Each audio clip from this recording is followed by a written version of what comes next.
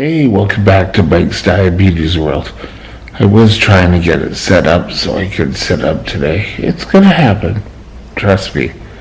But I couldn't get comfortable in the chair, so we're gonna do it from our usual spot.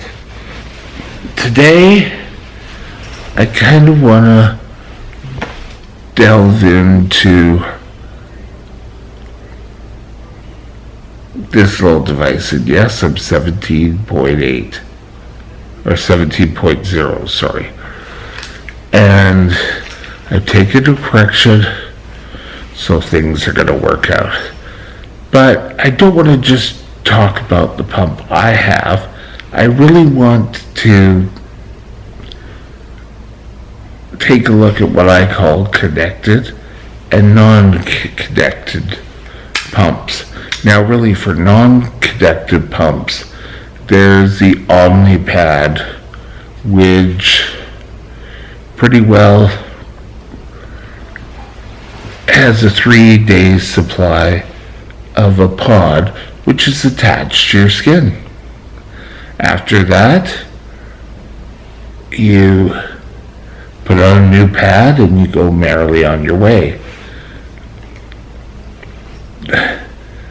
They have, they have a little controller, which actually looks like a phone. So, there's a video, if you have a young diabetic kid, that you really should go look at. Well, there's a number of them. It started off when the child was 2 years old, and I believe it's called Dream Flight 6000. And during these times, they went through doing shots 4, 5, 8 times a day to getting on to this Omnipod system. And this isn't to shape that one pump is the best, because in reality, one pump shouldn't be the best for everything.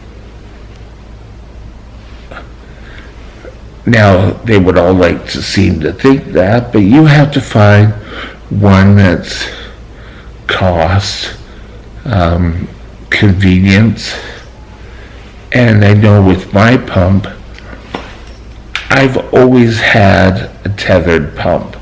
Now, when BC started to pay for, the insulin pump systems, it was pretty well, if you'd never had a pump before, you were going to be on the Omnipod, which a lot of young kids don't like the idea of being attached to this.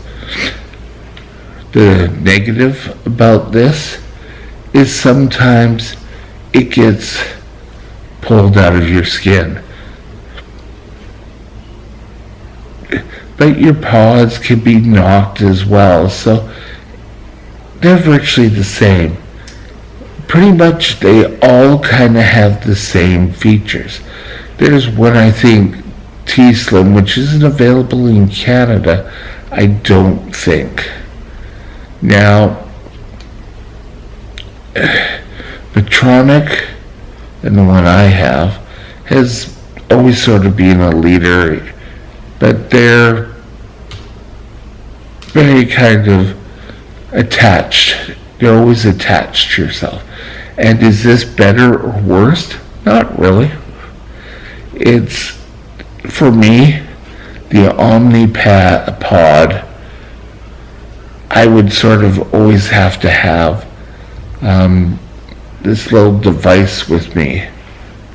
With the Medtronic system, for me, and this is something I enjoy, doesn't mean the Omnipod system is bad, because really, they're all trying to get us the best product they can. Medtronic, back when I started insulin therapy, this was the only way you could get, is that little tube. So I've kind of grown up accustomed to it. Yes, there's been times I can remember while I was working at a grocery store, I closed a cupboard door and it was caught up. The tubing was caught up and it got pulled out. But it's the same things, you forgot your PDM or you're running low on insulin, you don't have a new pod. But they all have supplies that you're needed. So, is the pod better than a Medtronic pump?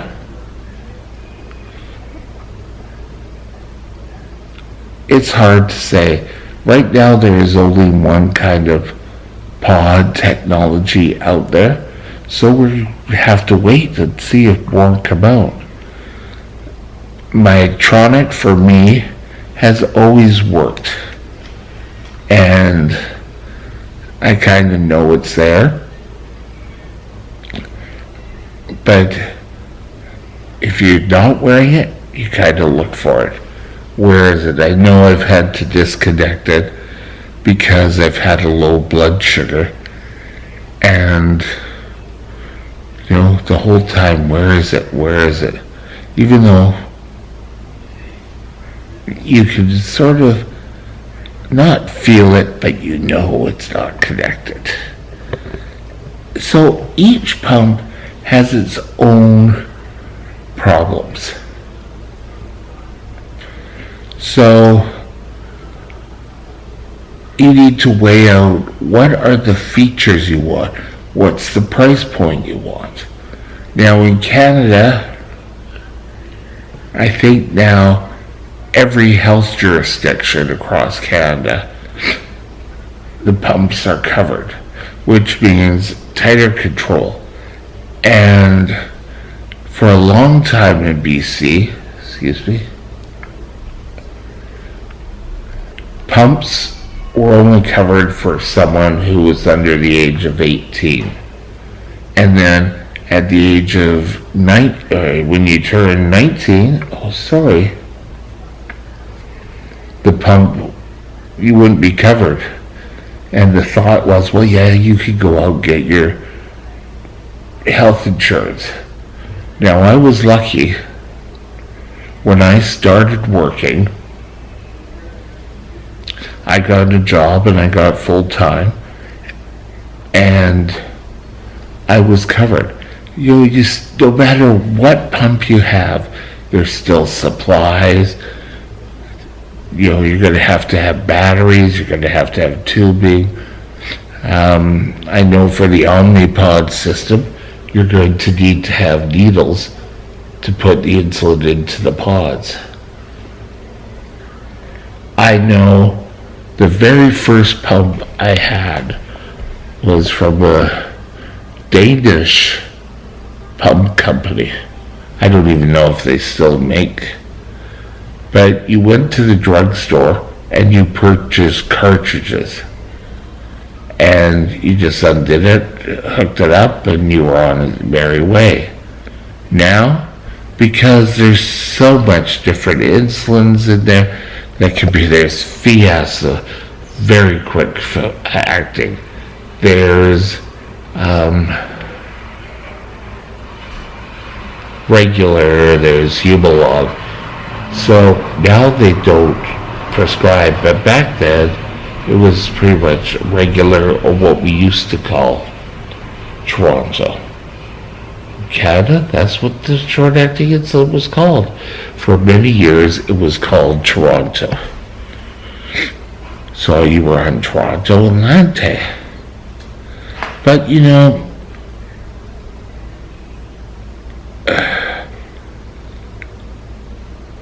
the pump for me released me from having 4 to 8 shots a day. Because, you go on your merry way and you could forget a shot.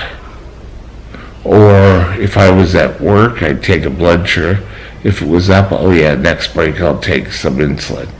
then you forgot about it. So, when you're shopping for your pumps, do you want the flexibility of not being tethered? Or having a pump tethered to your body? Are you happy with the tether?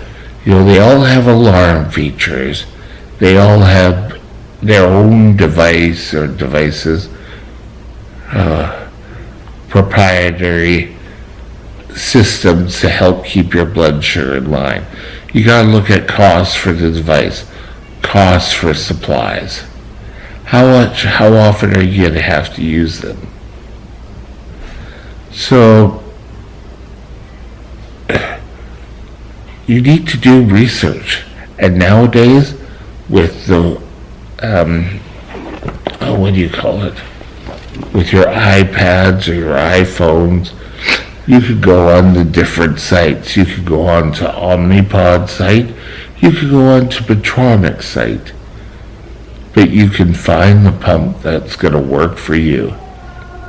Check with your health agents in Canada, or check with your insurance companies. It's probably going to be cheaper for them to buy the pump than have you end up in the hospital. Anyway, those are my thoughts. Have a great day. We'll talk to you later. Bye now.